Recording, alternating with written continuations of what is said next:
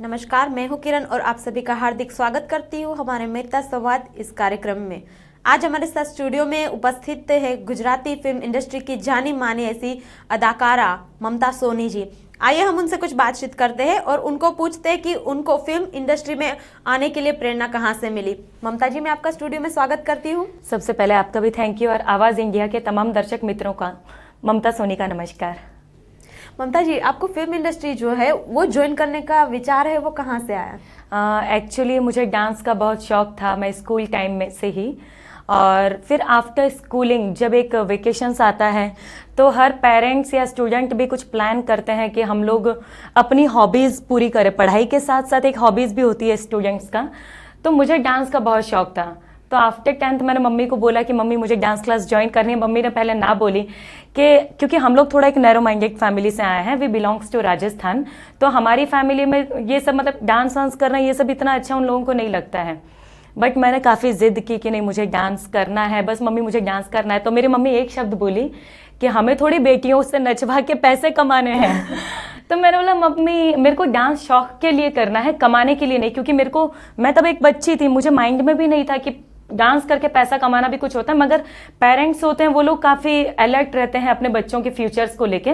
और मेरे mummy papa को माइंड में यही था कि बेटियां थोड़ी सी बड़ी होंगी फिर बस शादी कर देंगे ऐसा। फिर जैसे तैसे करके मैंने थोड़ा मम्मी को पापा को कन्विंस किया कि मुझे डांस क्लास ज्वाइन करना है। मैंने डांस क्लास ज्वाइन किया। अब क्या होता है कि टाउन लेवल पे, जैसे कि हम उस टाइम पे जामनगर रहते थे, तो टाउन लेवल पे कुछ डांस कॉम्पिटिशन्स होते हैं। तो ये लोग क्या करते हैं, स्टूडेंट्स को लाने के लिए, कोई भी उनके पार्टिसिपेंट्स को बुलाने के लिए वो लोग कई डांस एसोसिएशन होते हैं या वहाँ पे कांटेक्ट करते हैं कि अगर आप चाहते हैं अपने स्टूडेंट्स को हमारे डांस कंपटीशन में भेजना तो फिर आप भेजिए, हमारा ये एक बहुत अच्छे लेवल का डांस कंपटीशन हो रहा है।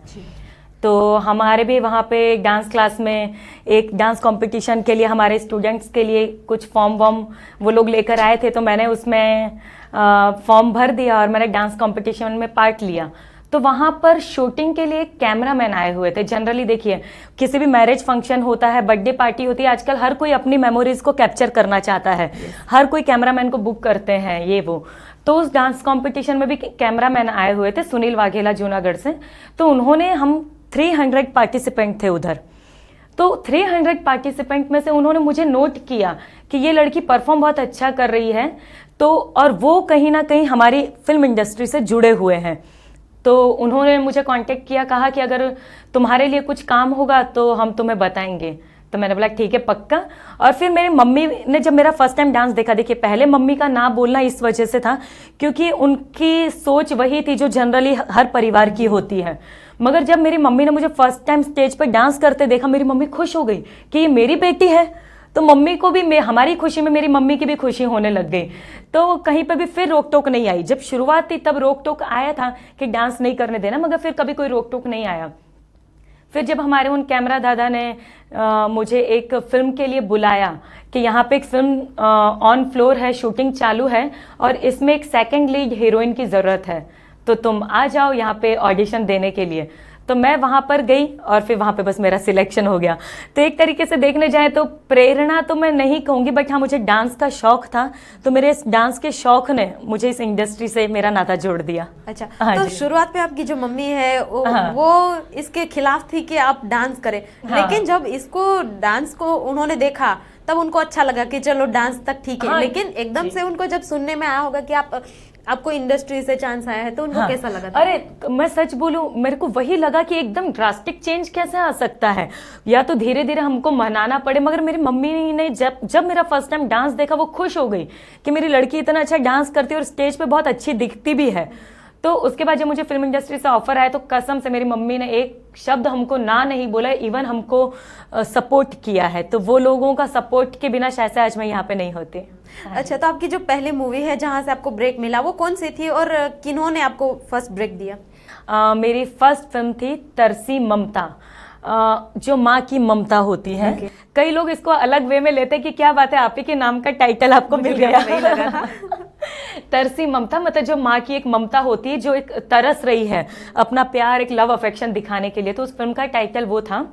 और उसके जो प्रोड्यूसर और डायरेक्टर उस टाइम पे मेरे ख्याल से वो 80 ईयर्स या 82 समथिंग उनकी एज थी, मगर उनका शायद से वो एक ड्रीम प्रोजेक्ट था और एक लास्ट प्रोजेक्ट उनकी लाइफ का था। अभी तो वो नहीं रहे हैं।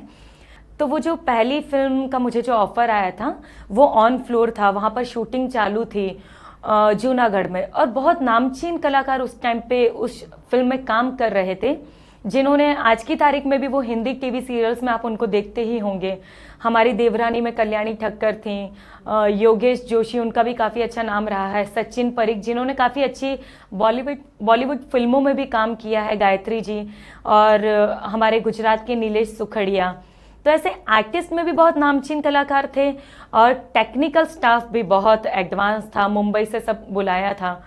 तो मैं एकदम न्यू कमर, मुझे कुछ आता नहीं था, बस डांस एक शौक के लिए करती थी, जहाँ से मुझे एक प्रपोजल आया कि आप फिल्म में के लिए एक ऑडिशन देने के लिए आई है।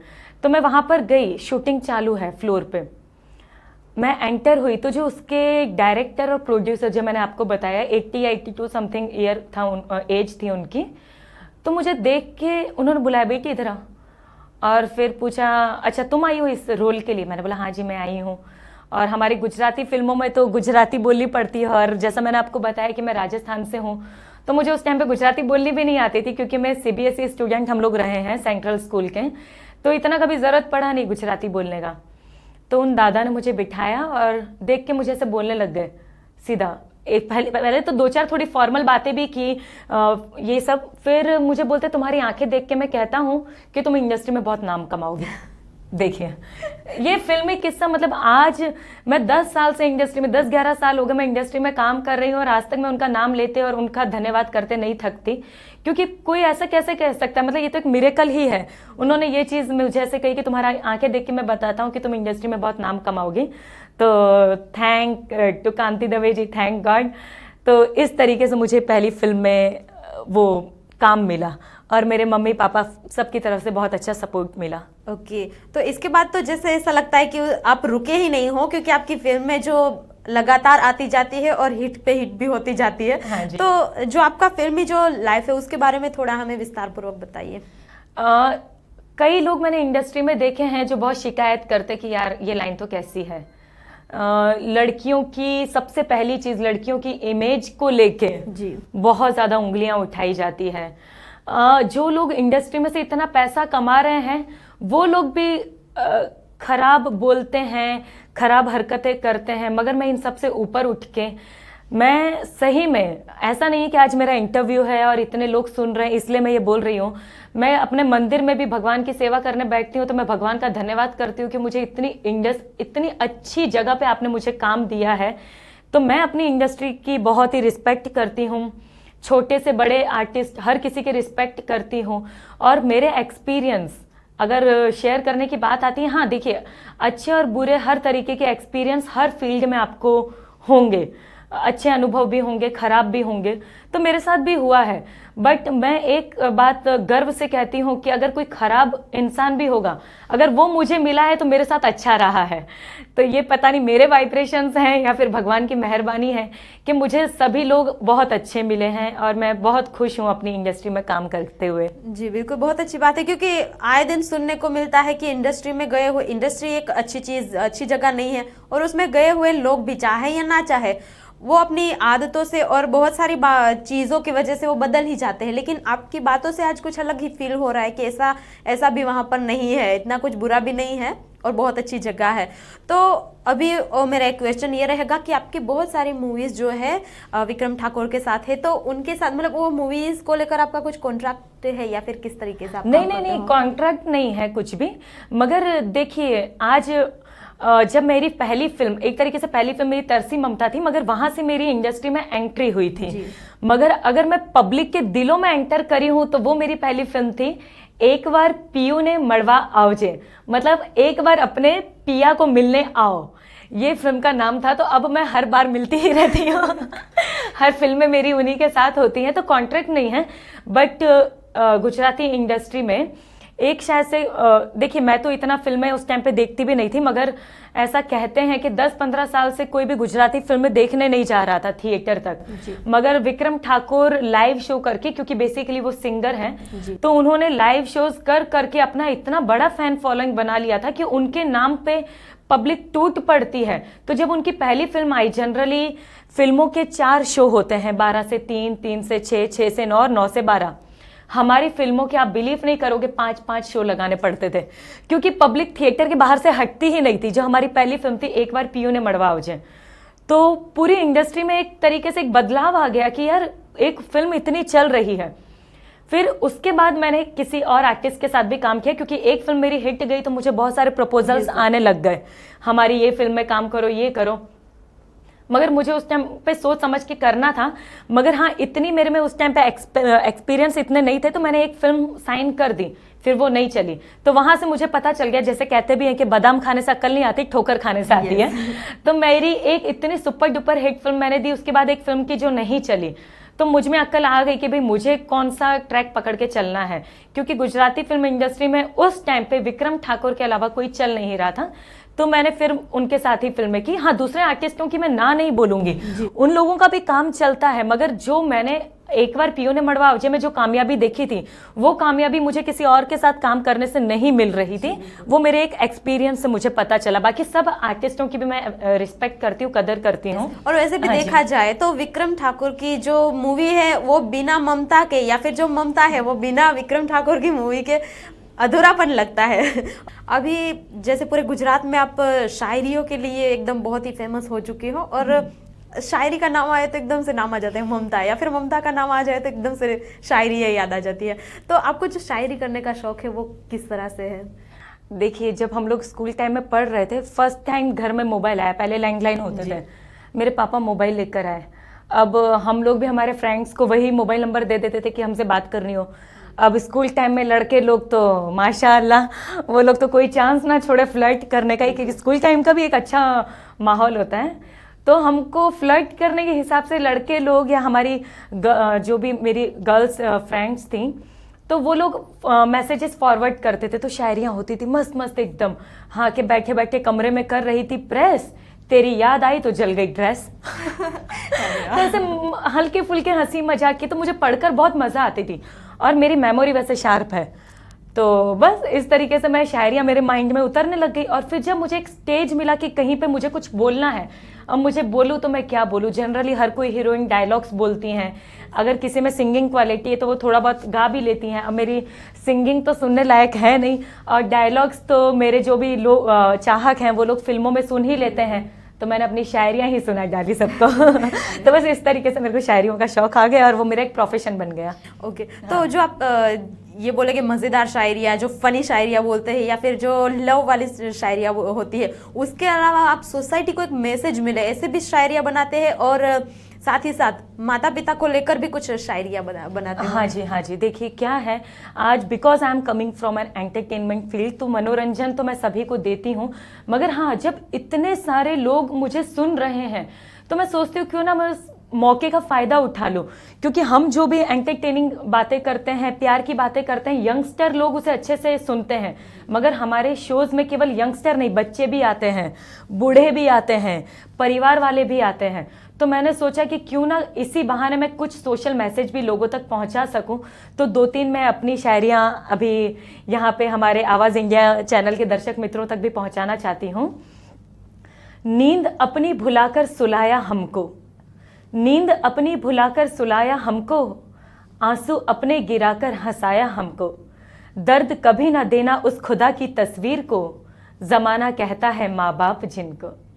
अरे माशाल्लाह, क्या बात कही है। जैसे दर्शक तो जो उनके जो भी पसंदीदा ऐसा जो चेहरा होता है, जैसे एक्टर एक्ट्रेस, तो उनकी हर एक बात सुनकर वो करने को कोशिश करता है। लेकिन अभी जो आपने मैसेज दिया है दर्शकों को, वो बहुत ही बढ़िया, और आशा करते हैं कि सभी लोग इनको फॉलो करें। मैं सही बात, देखिए एक और बात मैं दिल से कहना चाहती हूँ कि जिन मूर्तियों को हम बनाते हैं, हम उनकी पूजा तो करते हैं।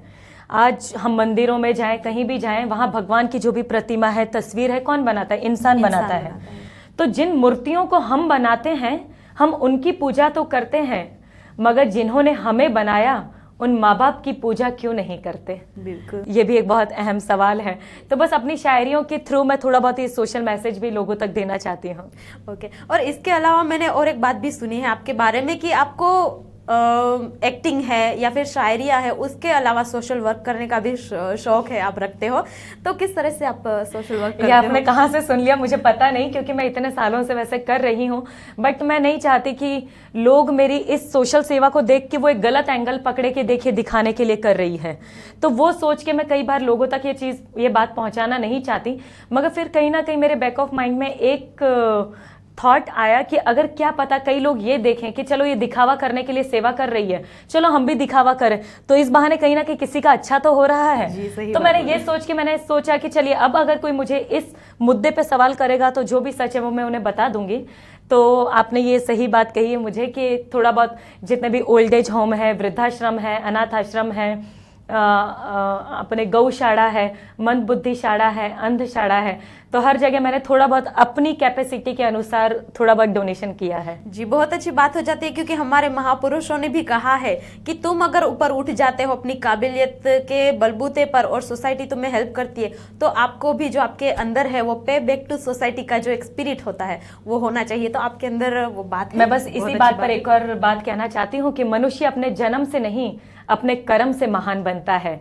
अरे अपने हाथों की लकीरों को क्या देखते हो, नसीब तो उनके भी होते हैं जिनके हाथ नहीं होते। अरे वाह, क्या बात कही है। अभी आप जो भी इंडस्ट्री के बारे में मुझे कुछ बता रहे थे, तो उसके बारे में मैं ये जानना चाहूंगी, और खास करके हमारे दर्शकों को, क्योंकि हमारे दर्शकों में से कुछ ऐसे लोग भी हैं जिनको गलत फहमियां हैं इंडस्ट्री को लेकर, या फिर वो सोच नहीं पाते क्योंकि उनको सही जो गाइडेंस बोलते हैं वो भी नहीं होता। तो आप उनको बताइए कि इंडस्ट्री सही में क्या है। ये आपने सही में बहुत अच्छी बात कही। देखिए मेरे एक्चुअली रोंगटे खड़े हो गए थोड़ा बहुत, क्योंकि मुझे बहुत लगाव है हमारी इंडस्ट्री से। और अगर बात करें सही गाइडेंस की, सही बात है सही गाइडेंस होना चाहिए, बट जनरली माँ बाप भी अपने लड़के या लड़की को सपोर्ट नहीं करते हैं इस इंडस्ट्री में आने के लिए, क्योंकि अगर इस इंडस्ट्री में आना है तो अकेले जाना पड़ता है और कोई टाइम शेड्यूल नहीं होता कि भाई आप सुबह से शाम तक काम करके घर पर आ जाओगे।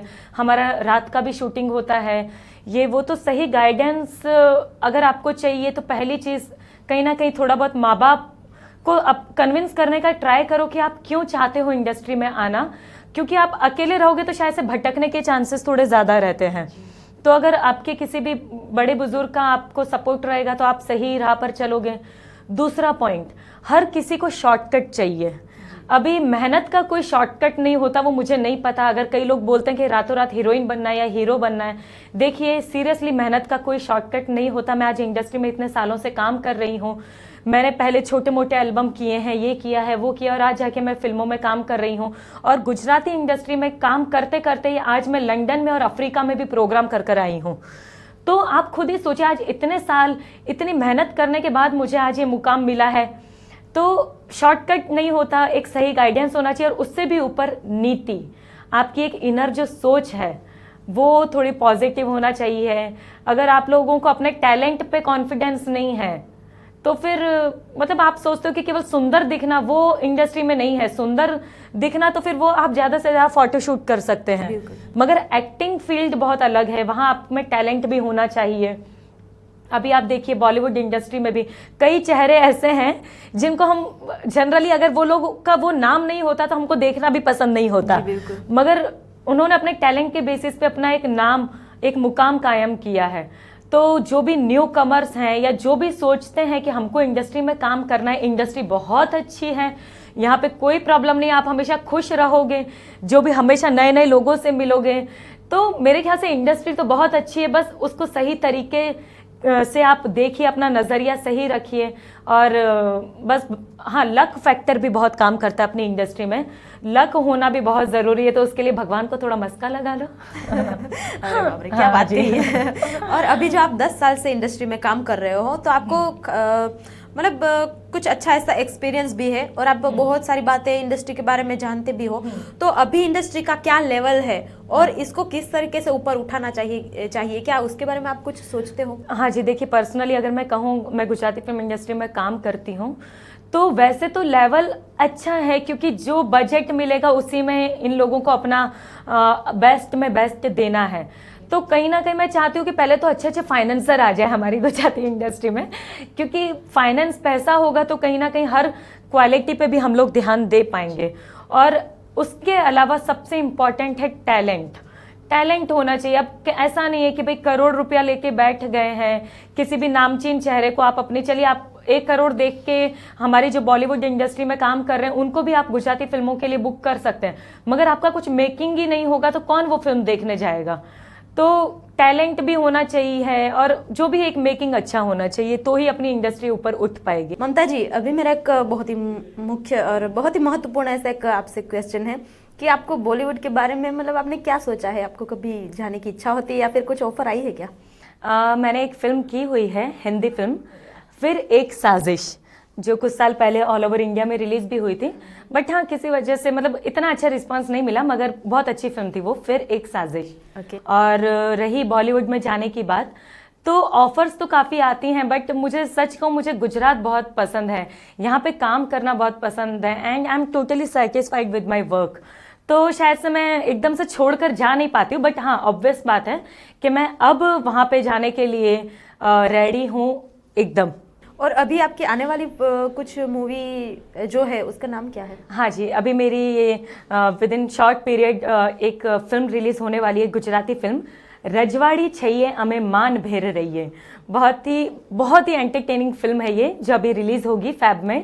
और उसके अलावा अभी के टाइम पे जैसे कि एक फिजिकल मार्केट खत्म हो चुका है, जैसे हम लोग पहले एल्बम बनाते थे, सीडीज रिलीज होती थी, अभी डिजिटल मार्केट है, यूट्यूब पे, फेसबुक पे, व्हाट्सएप पे वीडियोस फॉरवर्ड होते ही रहते। तो उस तरीके से अभी एक मेरा सॉन्ग धूम मचा रहा है, ऑडी वाडी छोरी, सौरभ राज्यगुरु एंड मी। तो ये ऑडी वाडी छोरी जो है, हमारा ये सॉन्ग आने के बाद सभी कलाकारों ने ये एक सॉन्ग निकाल दिया है, तो ये एक बहुत ही अच्छा अभी धूम मचा रहा है ये सॉन्ग। अरे वाह। अभी जो आपने आपकी जो गुजराती मूवी फ्यूचर में आने वाली है उसका नाम लिया, उससे लगता है कि ये वाली मूवी भी आपकी जो रूरल टाइप है उसमें है। तो एक इससे जुड़ा हुआ एक मुद्दा मैं आपको पूछना चाहूंगी कि अभी बहुत चर्चा में अपना गुजरात इंडस्ट्री को लेकर कि एक जो पार्ट है वो रूरल पार्ट है पूरा, और एक ये है अर्बन वाला, तो उसके बारे में आपकी क्या सोच है? देखिए, डिफरेंस तो कहीं ना कहीं दोनों में है ही, रूरल एंड अर्बन, मगर इसको एक पॉजिटिव वे में लेना चाहिए। मैं आपको जस्ट एक एग्जांपल देके बताना चाहती हूँ कि रूरल मीन्स जो हमारे गांव में जो लोग रह रहे हैं, क्योंकि अभी तक जो हमारी गुजराती फिल्में चल रही थी वो कौन देखने जाता था। आज आप सिटी में जो लोग रहते हैं उनसे किसी से पूछो कि अरे गुजराती ये फिल्म आई है, तुमने देखी क्या? ना भाई, हमें गुजराती नहीं जोता। उनका रिप्लाई इस तरीके का होता है। गुजराती फिल्में वो लोग नहीं देखते हैं। हाँ, उनके घर में जो काम करते हैं, ड्राइवर हो गया, नौकर वोकर हो गए, इवन गांव के जो भी लोग हैं, कई लोग हैं जो बहुत अच्छी पोस्ट पे भी हैं, तो जिनको अपने कल्चर से प्यार है और कहीं ना कहीं वो लोग जुड़े हुए हैं अभी तक, तो वो लोग फिल्में देख रहे हैं। और हम लोग भी अभी तक वही करते थे, क्योंकि रीजनल मीन्स हम लोग कहीं ना कहीं संस्कृति से जुड़े हुए रहते हैं। अभी गुजराती पहनावा आपको भले ही नेशनल लेवल पे शो करना हो, मगर अब आप वहाँ पे कैसे शो करेंगे? मिनी स्कर्ट या फिर जींस टी शर्ट तो कोई पहनेगा नहीं। गुजराती पर्सन आपको शो करना है तो वहाँ पे चनिया चोली होगा, इस तरीके का एक दुपट्टा रखा होगा। तो जब नेशनल प्लेटफॉर्म पे भी गुजराती कैरेक्टर दिखाने के लिए वो लोग वही पहनावा रखते हैं, तो हम लोग तो गुजराती फिल्में बना रहे हैं, और किसके लिए बना रहे हैं? हमारे कल्चर से, संस्कृति से जुड़कर ही। तो हमारी फिल्में वैसी बनती हैं। हाँ, अब जो एक ट्रेंड आया तो उसमें पहनावा चेंज हो गया, कलाकार वही हैं, मगर चनिया चोली की जगह जींस टी शर्ट आ गया, मिनी स्कर्ट आ गया, आर्टिस्ट वही हैं। तो कहीं ना कहीं डिफरेंस तो आ गया, बट मैं इस चीज़ को पर्सनली पॉजिटिव वे में लेती हूँ। कई लोग हैं जो इस बात को कि अरे रूरल है मतलब आर्टिस्ट वही हैं, और आर्टिस्ट का आप डिवैल्यूएशन मत करो, वो अर्बन में काम करे, रूरल में काम करे। तो मैं तो कहीं ना कहीं डिफरेंस जरूर है, मगर इसको पॉजिटिव वे में मैं लेती हूँ। बिल्कुल अच्छी बात कही, क्योंकि बहुत जो लोग होते हैं उनकी सोच बदल ही जाती है। जैसे गुजरात में रहते हुए भी उनको अपना कल्चर जो है वो देखना इतना अच्छा ना लगते हुए वो बाहर की जो बॉलीवुड की मूवीज होती है या फिर हॉलीवुड की मूवीज है तो उसमें ज़्यादा इंटरेस्ट लेते हैं। तो आपने अभी जो बात बताई मुझे तो बहुत अच्छी लगी। अभी मैं आपसे ये पूछना चाहूँगी कि इंडस्ट्री के बारे में तो हो गया, लेकिन हमारे जो आवाज़ इंडिया का पूरा जो भी दर्शक है जो इस समय आपको देख रहा है, उनके लिए आप क्या मैसेज देना चाहोगे? आवाज़ इंडिया के तमाम दर्शकों को मैं यही मैसेज देना चाहती हूँ, हमारी 2 लाइफ होती है, एक पर्सनल लाइफ और एक प्रोफेशनल लाइफ। तो पर्सनल लाइफ तो एक इंडिविजुअल जो जिसकी प्रकृति है वो उसी हिसाब से चलता है, मगर मैं इतना ही कहना चाहती हूँ कि एक इंसानियत से बढ़कर कोई चीज़ नहीं है। तो जो भी हो एक इंसानियत फॉलो करनी चाहिए। मैं ये बात इस तरीके से आप लोगों के सामने रखना चाहती हूँ कि आए दिन हमको किस्से देखने को मिलते हैं कि लड़की के साथ ऐसा मिसबिहेव हुआ, एक डांसर लड़की को शूट कर दिया, बीच राह पे एक लड़की चल रही है तो उसके साथ छेड़खानी हो रही है। एक छोटी सी बात मैं कहना चाहती हूँ, सुनसान रास्ते पे लड़की, किसी भी अकेली लड़की को मौका नहीं, अपनी जिम्मेदारी समझो। लोग क्या करते हैं, अकेली लड़की है मौका मिल गया, अरे यार उसको अपनी जिम्मेदारी समझो ना कि बेचारी अकेली है, कहीं इसके साथ कुछ गलत ना हो जाए। तो मैं तमाम दर्शकों को यही संदेश देना चाहती हूँ कि पर्सनल लाइफ जो है आपकी जो भी प्रकृति है, मगर इंसानियत से बढ़कर कुछ नहीं है। आप एक इंसानियत की जो क्वालिटी होनी चाहिए वो होनी ही चाहिए। आप अच्छे रहिए, नम्र रहिए, विनम्र रहिए और सभी की सेवा करने में अपने आप को ढालिए। और दूसरी होती है प्रोफेशनल लाइफ, तो उसमें कई लोगों को अपने प्रोफेशन से सेटिस्फेक्शन नहीं होता है, मगर कमाना ज़रूरी है। अभी अपने को सरवाइव करना है दुनिया में तो कमाना ज़रूरी है। अब वो लड़का हो या लड़की हो, तो पैसा होगा तो हम लोग सरवाइव कर पाएंगे। तो जो भी लड़के लोग, तो उन लोगों का तो पता ही है कि उनको काम करना है, पैसा कमाना है, घर चलाना है। मगर कई लड़कियां काम करना चाहती है, मगर उनको शायद से फैमिली सपोर्ट नहीं मिलता, तो वो लोग नहीं कर पाती। समाज गलत नज़र से देखता है तो वो काम नहीं कर पाती।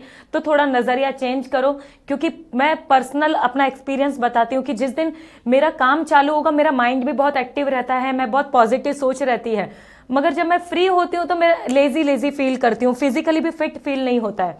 तो काम करो तो आप मेंटल और फिजिकली फिट रहोगे। तो अपनी पर्सनल लाइफ भी आप एकदम A1 बनाओ और प्रोफेशनल लाइफ को भी A1 बनाओ। बहुत बहुत धन्यवाद, आपने अपना कीमती जो समय है हमारे चैनल को दिया और आप यहाँ पर आए, हमारे ऑडियंस को बहुत अच्छी खुद के बारे में भी बात बताई, इंडस्ट्री के बारे में बात बताई और इतना अच्छा मैसेज भी दिया। Thank you Mamta, thank you very much. धन्यवाद। मैं अपने अंदाज में तमाम दर्शक मित्रों को अलविदा कहना चाहती हूँ।